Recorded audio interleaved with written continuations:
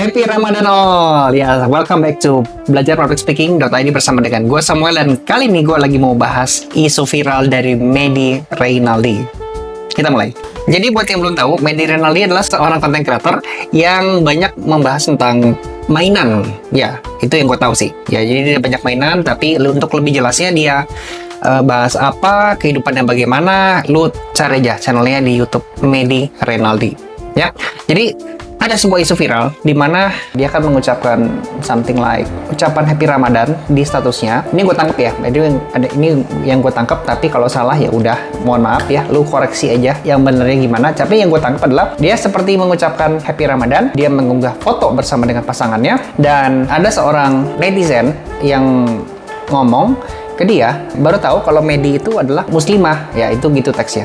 Baru tahu Medi itu muslimah. Minal aidin ya. Dan Medi menjawab ya, mereply DM-nya itu dengan mengupload sebuah story. Tapi maaf ya, saya ogah jadi muslimah amit-amit. Oke, dari sini lu ngeh nggak? Salahnya belah mana? Ada yang ngeh nggak? Ayo, ada yang ngeh nggak? Ya, dan ini berkaitan banget sama public speaking ya, dimana kita tuh bisa sangat sensi sama sebuah bahasa, dan beda bahasa itu beda arti. Nah, buat yang belum tahu, kita lanjut di part yang kedua. Oke, jadi sebelum gua membahas lebih detail tentang kesalahan sebelah mana ya dari netizennya, jadi gua lanjutin baca skripnya ya. Nah, skripnya sih intinya lu bisa cari langsung lah di dia punya akun Instagram, dan gua ngambil dari situ juga. So, gini bahasanya. Jangan kayak gitulah bang, kata-katanya agak sakit bagi saya.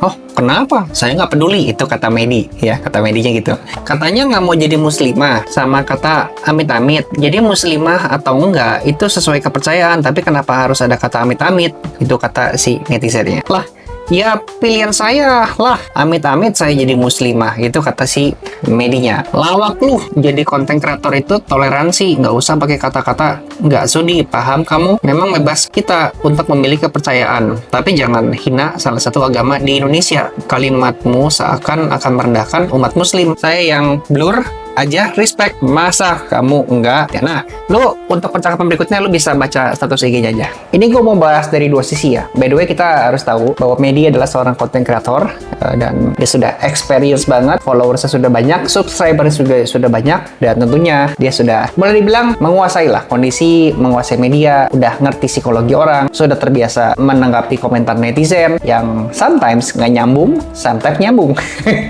Oke, dan ketika dia melihat sebuah pernyataan yang dirasa nggak nyambung, Medi bisa menggunakan pernyataan tersebut sebagai bahan nih untuk menaikkan chattingan, engagement, dan pada akhirnya kontennya makin terboosting gitu ya. Kurang lebih gitulah yang gua bisa simpulkan. Nah, ini by the way menurut gua sih Medi melihat peluang di sini untuk melakukan trolling. Jadi percakapannya makin gede ya. Karena percakapan makin gede, engagement makin tinggi, akunnya bisa makin naik, kontennya bisa makin viral. Nah, sekarang dari sisi netizen yang mengkomentari. Kalau yang sudah nyadar apa kata-kata yang salah dari si netizen, that's good ya. Tapi kalau yang belum nyadar, gue mau bilang ya, yang salah itu adalah kata-kata muslimahnya. Iya. Ya benar kan, masa Medi Reynaldi kan cowok, masa dibilangnya muslimah? Enggak dong, karena ya harusnya kan muslimin, betul ya, muslimin ya. Jadi Medinya melakukan trolling, melakukan terkesan menghina, padahal enggak sih menurut gua. Itu nggak menghina ya, itu lebih ke bercanda ya.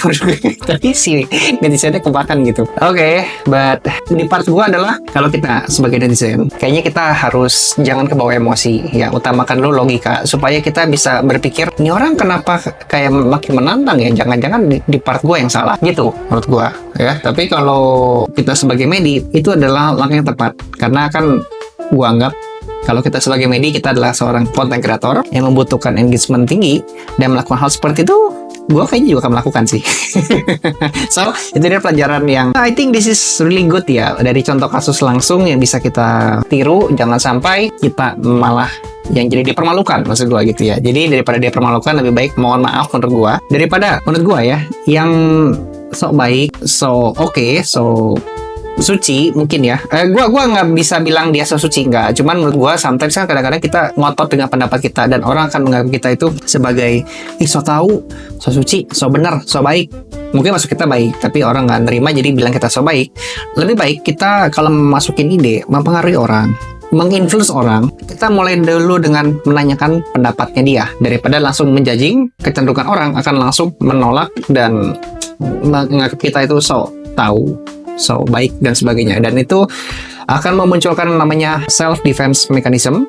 Orang nggak akan menerima masukan kita, tapi cenderungnya mereka akan menolak, mengejek kita balik, dan menjauhi kita. Benar ya? So, itu aja dari gua untuk video kali ini. Semoga bermanfaat dan happy Ramadan semuanya. Sampai jumpa di video berikutnya.